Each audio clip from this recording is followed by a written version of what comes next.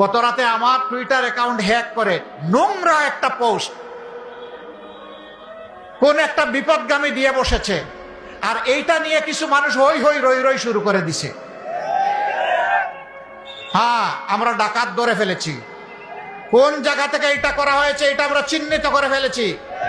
ইতিমধ্যে জাতির সামনে আমরা উন্মুক্ত করে দিয়েছি। একদম ফকফকা উজ্জ্বল ভাবে আমরা জাতির সামনে এটা তুলে ধরবো। মনে রাখবেন, হাসিনার মতো ফ্যাসিস্টকে পরোয়া করি না, অন্য কোনো ফ্যাসিস্টকে পরোয়া করার কোনো প্রশ্নই উঠে না।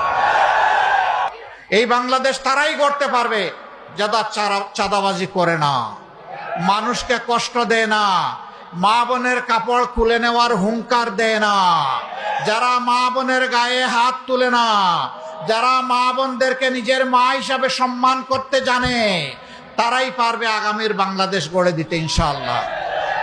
আমরা 11টি